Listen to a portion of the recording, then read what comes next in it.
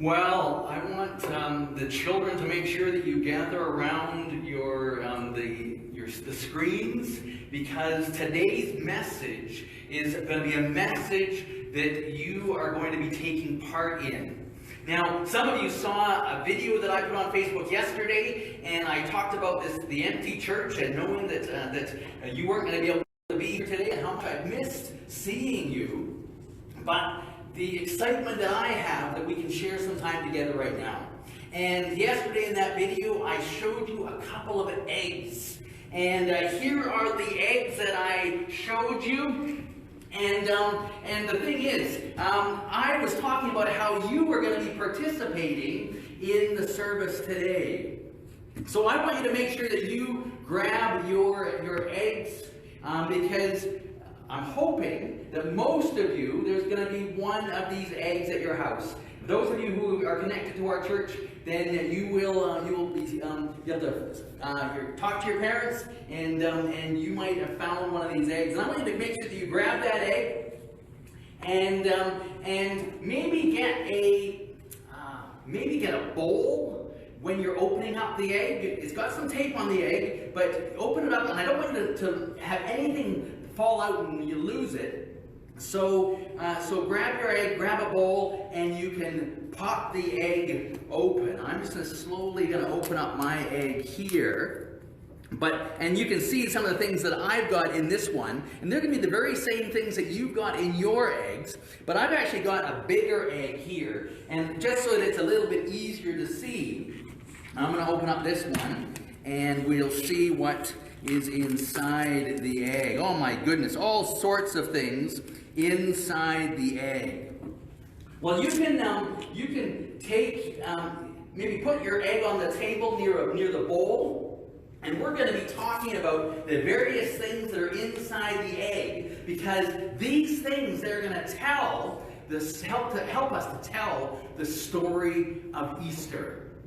Now, at the very, very beginning, there was God.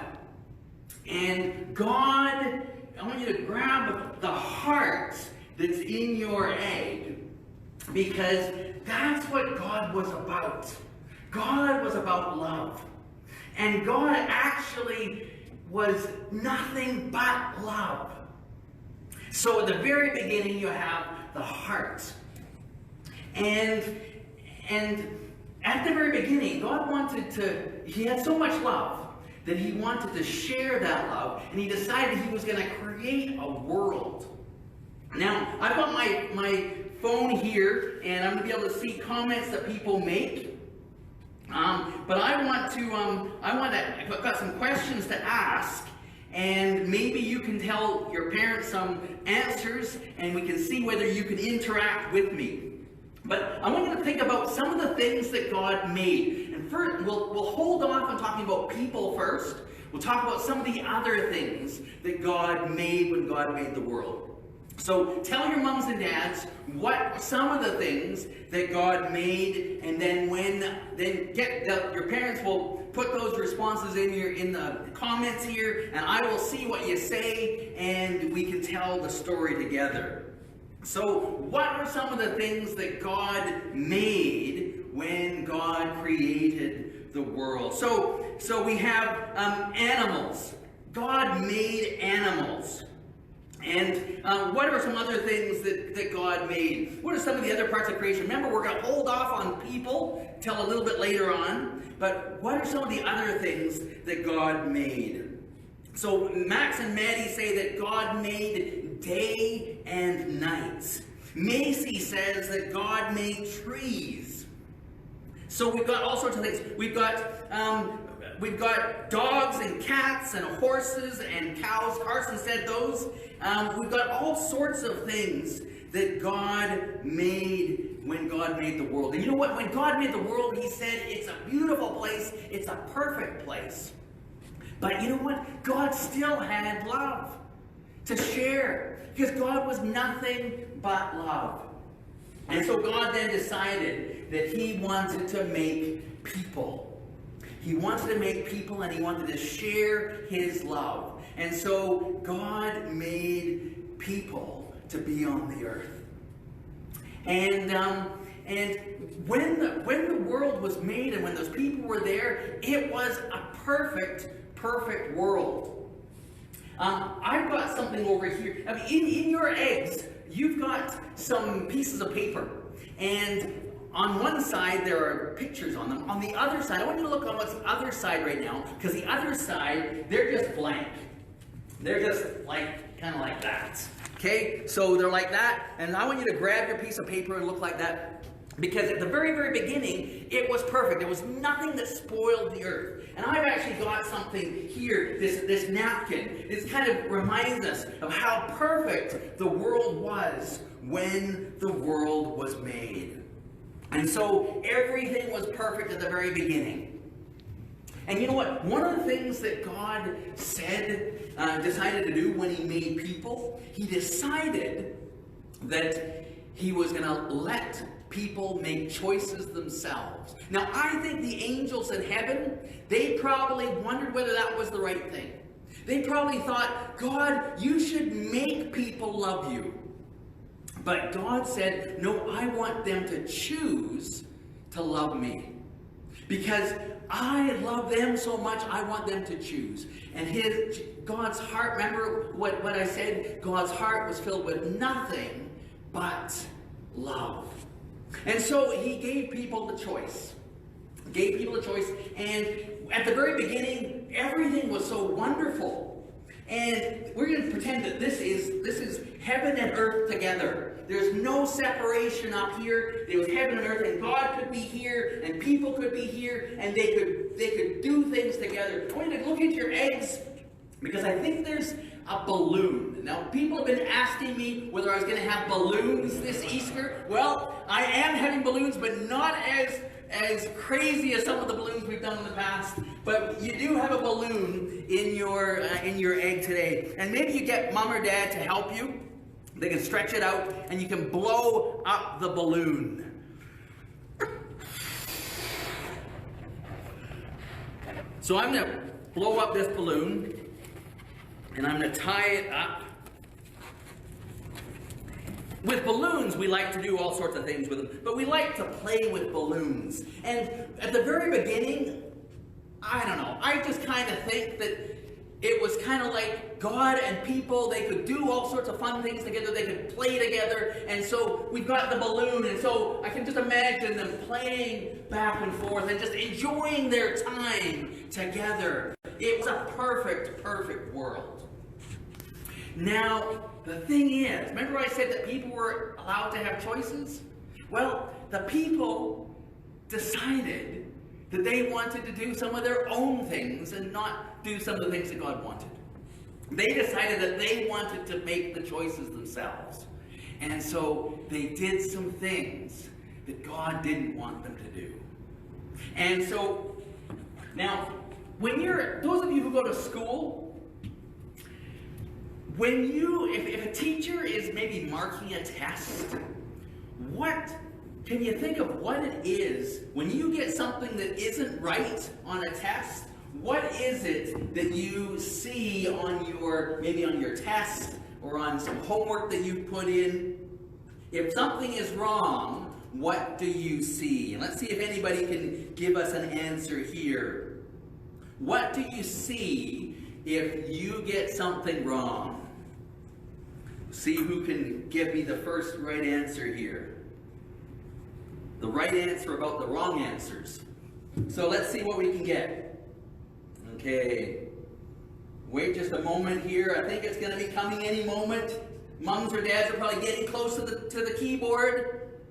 Here we go. Okay, keep going. We've got an X. So Julia said an X. So look in your egg and you have got an X. I don't know whether teachers do this as much today, but when I was going to school, the X would be in red. And it would tell me that my answer was wrong. Well, when people made the choices themselves and they did some things that God didn't want them to do, they did something wrong. And so it was like a great big X. And I want to go back to this cloth here. So remember, the cloth was perfect, nothing on the cloth. Well, I've got something here, and we're going to stain this cloth. Okay, so look, it's no longer perfect. It is a stained cloth. And if you think of how that made God feel, remember, God's heart was nothing but love. What do you think it might have done? Well, I'm going to tell you a few things what it did. It actually made it. Remember I said that there could be playing between God and people? Well, now there was a dividing line between God and people. So if this tape cooperates with me, we'll mark out a dividing line.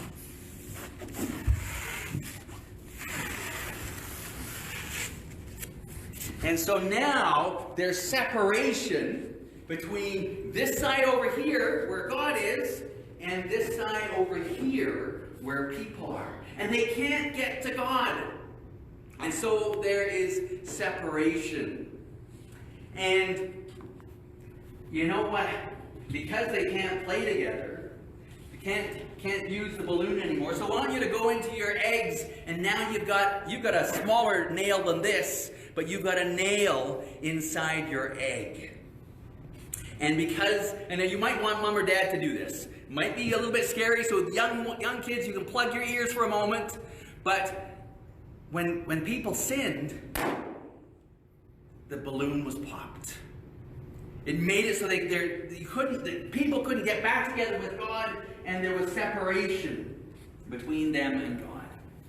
And so, what do you think that did to God's hearts? Now, I saw an answer earlier on of something that it does, and the answer was it broke God's heart. So you look in your egg, and there's a broken heart. God's heart was so full of love, but when people decided to do what they wanted to do, and they didn't want to follow God, it broke God's heart. So there's separation between people and God. We go back to the stain here. We still have this stain that's on the cloth. And you know what? People, they did all sorts of things to try to get back together with God. They thought, if only we can do some things, maybe the dividing line between us and God, that will be separated. That will be taken away. So they thought, well, maybe we should pray more. And so they tried praying more. But it didn't work. Some of them thought, well, maybe if we just start being good more. But the thing is, they were never quite good enough. And some people, I think they thought, maybe if we start going to church more, then God will take away that separation. But the thing is, there was still the separation because there was still the sin. So all those different things they tried, and it was like they tried to put some things in, but it didn't get rid of the stain. The stain, it's still there. And the stain is now all over the table here too. But the stain is still there. And so, there was still separation between people and God. And all those things that I mentioned, the praying more, the going to church more, the trying to be good, trying to be better than they were before, all those things, it was almost like they were trying to pay for getting into heaven, getting back to be with God. So in your eggs, you have a coin. Now in your eggs, you've got a penny. I've got a toonie here, but you've got a coin. And it's almost like the people were trying to buy their way to get back to be with God. But still, you can see that there is separation here. Now, I think the angels in heaven, they might have thought, God, why don't you just give up on them? Why don't you just start again with some new people who will be better than the last ones? And God said, I don't want to do that. He said, the reason I don't want to do that is because my heart is filled with nothing but love. And so God decided that he was going to do something himself. He decided that he was going to send his son to the world. So you have, I think you have in your egg, you've got a star. You can look at the star, and that's a reminder of the star that, and you can maybe try and remember what the name of the place was that Jesus was born. And I'm just going to, while you're coming up with the name, I'm just going to put a couple of other things on my floor here. You can tell me where it was that Jesus came to this earth, where he was born.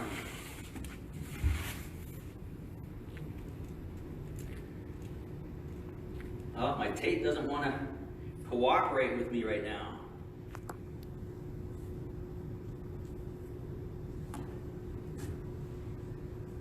Well, I'm going to leave that right now, because right now that just still helps us with the point that God decided that he would send his son from this side over to this side.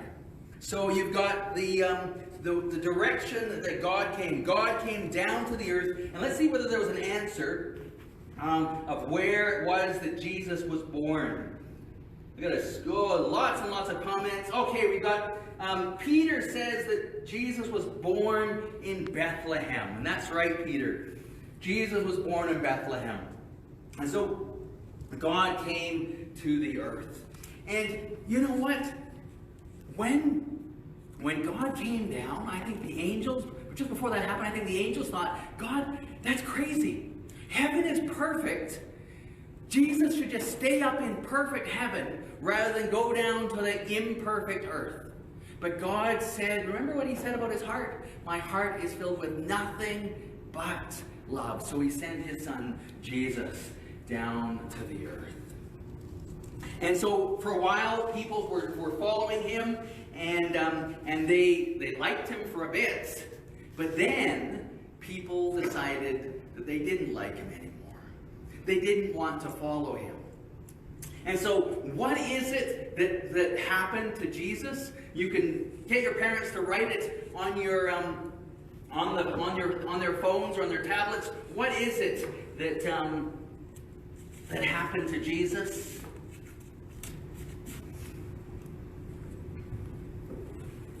Let's see if we have any answers. What happened to Jesus is that Jesus was sent to a cross. So the cross, Jesus died on a cross, and God was, by doing that, Jesus was saying that God's heart is filled with nothing but love. He was willing to die for people because he loved those people so much. And so we're going to come back to this stained cloth here, and I'm just going to leave that in here for a bit. Okay, so God came, and Jesus died on the cross, and remember why he did that? You can even say it with me, because God's heart was filled with what? Nothing but love. God's heart was filled with nothing but love. And so when Jesus died on the cross, people thought that was the end. And so there were people who then, you can look inside your egg and you've got a bandage. And they wrapped Jesus up in bandages, and they laid him in a grave. We call it a tomb. And Jesus was put inside a tomb because that's what they did with people who had died. And so Jesus was there in the tomb. He was bandaged up, and people thought that was the end. Do you think that was the end? I don't think so. Because you know what? What happened on Easter Sunday? Jesus was alive. Let's come back to our cloth here.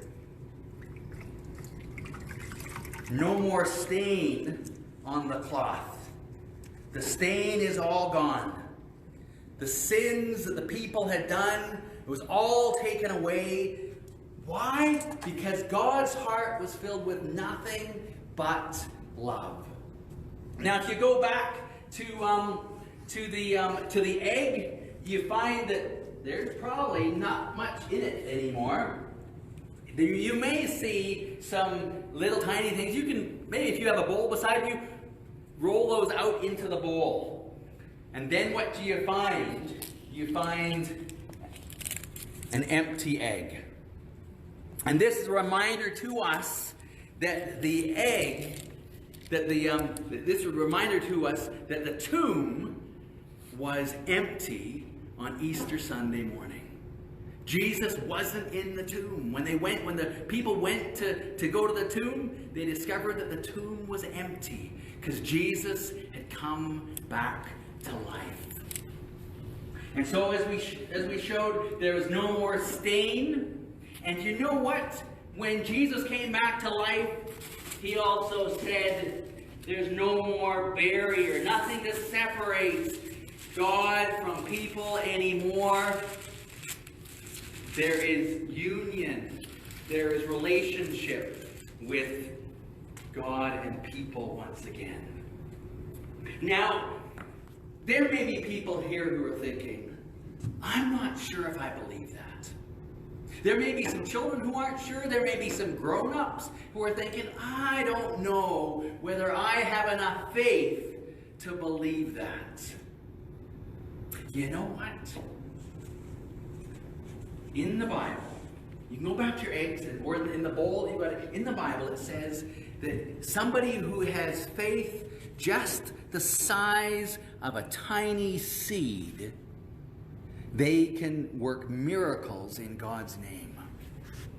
God says you don't need to have a lot of faith. You just need a tiny, tiny, tiny bit, and that's enough for God. And you know what? I believe that every person who's watching this right now is watching for a reason. I believe that God brought you here today to hear the message of God's love. We remember that God's heart is filled with what? It's filled with nothing but love. And even if you have only a tiny, tiny seed of faith, that's enough for God. So that's the Easter story. And you've helped me tell the story, and you can tell that story back to your parents sometime. And when you can get back together with friends, you can tell them the story to them as well. That the story of Easter is about God and God's heart being filled with nothing but love. Let's just all close our eyes, and I'm going to say a prayer, and then our music team is going to play a couple of songs. Heavenly Father, we thank you for your love. We thank you that your heart was filled with nothing but love. We thank you that you didn't give up on us, but you sent your son Jesus to us. We thank you that Jesus was willing to go to the cross for us, and we thank you most of all that Jesus didn't stay in the grave, but he came back to life. We thank you that you show us your love, that you show us that you have loved us with an everlasting love. Help us to show that love in our lives. We ask these things in Jesus' name. Amen.